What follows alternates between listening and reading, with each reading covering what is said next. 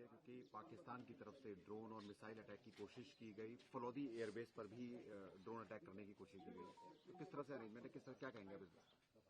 सारी चाक चौबंद व्यवस्था है, सभी सतर्क हैं, सभी सजग हैं, सब चौकस हैं, हौसला है, आत्मविश्वास है, जीवट है और यह पर्याप्त है। ऐसे प्रयास होते रहेंगे, ऐसे प्रयास मुंह की खाते रहेंगे। सरकार बताती है तब पता चलता है, अन्यथा आप देख लो इस ऐसे प्रयास का क्या मतलब है जब इसका कोई प्रतिक्रिया ही न हो। तो इसलिए ये कोई घबराने वाली कोई बात नहीं है। शत्रु के नापाक प्रयासों का ये सिलसिला श्रृंखला है, चलती रहेगी।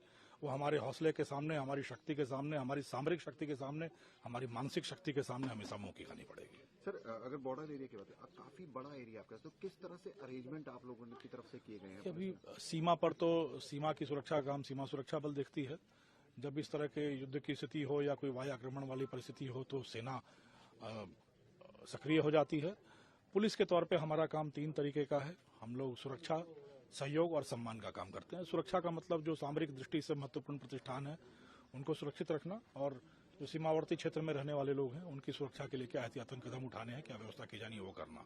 सहयोग का मतलब है कि जब आर्म्ड फोर्सेज का मूवमेंट हो तो गांव वालों की तरफ से, पुलिस की तरफ से क्या उनको बुनियादी सुविधाएं दी जानी है, मार्ग दिया जाना है, संचार व्यवस्था दिया जाना है, खाने पानी की व्यवस्था करनी, जो भी चीजें हैं वो सहयोग के तौर पर। और सम्मान के तौर पर यह है कि ये जो हौसला, शक्ति है, आत्मशक्ति है, हौसला है, आत्मविश्वास है, इसको बनाए रखा जाए, इसको बढ़ाए रखा जाए। और यह हौसला और यह शक्ति जो आज हमारे एक दल के रूप में है, गांव के रूप में है, यह हमारे जन जन की शक्ति बने और हमारे सुरक्षा बलों के लिए यह प्रेरणा बने।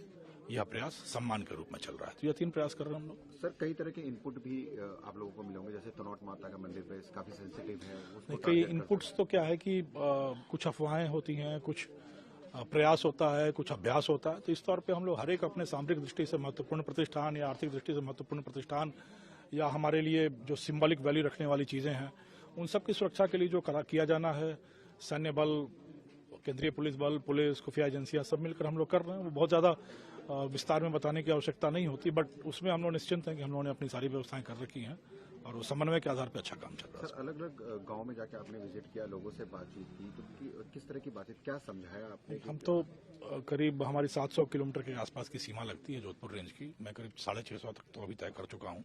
20-25 गाँव में जाकर लोगों से बात हुई है।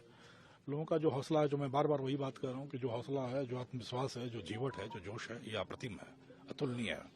और इस जोश और जज्बे के साथ दुनिया में किसी की मजाल नहीं हो सकती कि वो इधर आंख उठाने का साहस कर सके। वह तो एक चीज है, बट दूसरी चीज यह है कि क्या सावधानियां रखनी है, क्या करें क्या न करें, क्या सहयोग करना है, किस तरीके से आत्मविश्वास बनाए रखना है, एक दूसरे के साथ खड़ा होना है। इसके बारे में एक बार हम लोग आपस में बातें कर रहे हैं, संवाद स्थापित कर रहे हैं। कुछ अगर आशंकाएं होती हैं जो अभी तक नहीं है तो उनको निर्मूल करना यह कवायद चल रही है। सर, स्पाई कॉल में भी काफी इंक्रीज हुआ है, और साथ ही जैसे अगर फोर्स आ रही है उसकी मूवमेंट की फोटोज की, उस पर किस तरह से आप लोग? ये प्रयास बढ़े हैं, या नापाक प्रयास बढ़े हैं, बट इन प्रयासों का कोई मतलब नहीं है, क्योंकि हमारे लोग सजग हैं, सतर्क हैं और हर एक व्यक्ति इस देश का प्रहरी है। सबको पता है कि किस परिस्थिति में क्या करना है, किसी अनजान व्यक्ति को क्या बताना है, क्या नहीं बताना है। इस देश में जो सीमावर्ती क्षेत्र है, इसमें कई नागरिक हैं जिन्होंने 1971 का युद्ध भी देखा, कईयों ने 1965 का भी युद्ध देखा, तो खुद भी गाइड कर रहे हैं सब लोगों को क्या करना है, क्या नहीं करना है। और किसी भी इस तरह की नापाक कोशिश को, साजिश को कामयाब नहीं होने दिया जाए, इसके लिए हम लोगों को पृथक से प्रयास करने की आवश्यकता नहीं होती है। यह जो आंतरिक शक्ति है हमारे सीमावर्ती क्षेत्र के नागरिकों की, यह पर्याप्त है उसके लिए। सर, कोई रिस्ट्रिक्शंस भी लगाई है, जैसे ब्लैकआउट हो गया या फिर चढ़ाव को कहीं आगे जाने तक बॉर्डर के पास, या कहीं? सीमावर्ती क्षेत्रों में कुछ अधिसूचित संवेदनशील क्षेत्र होते हैं जिनमें अभी थोड़ी बंदिश लगाई गई है कि बिना अनुमति के कोई ना जाए, बट यह अस्थायी व्यवस्था है। उसको फिर से सरकार संशोधित करने वाली है, परिमार्जित करेगी, बट वो थोड़ी सी लंबी प्रक्रिया है।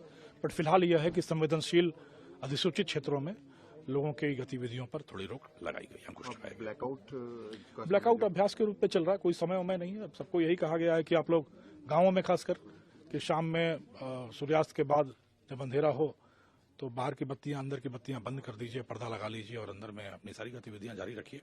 अभ्यास के तौर पर कहा गया। जिस तरह से फलौदी एयरबेस को टारगेट करने की कोशिश की, तो वहां पर भी आप जाएंगे, और किस तरह के अरेंजमेंट वहां पर? वो सब चीजें अधिसूचित हैं, उनके बारे में यहाँ विवरण नहीं दिया जा सकता, पर सब कुछ सुरक्षित है। और सुरक्षा को और पुख्ता करने के लिए टारगेट हार्डनिंग का जो भी प्रयास होता है वो सब हम लोग कर रहे हैं। सब कुछ सुरक्षित है।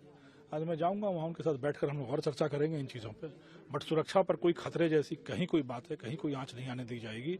यह देश की सीमाएं, इस देश के लोग, इस देश की सेना, इस देश की सामरिक शक्ति, इस देश की मानसिक और बौद्धिक शक्ति, सब कुछ अक्षुण्ण है और अटूट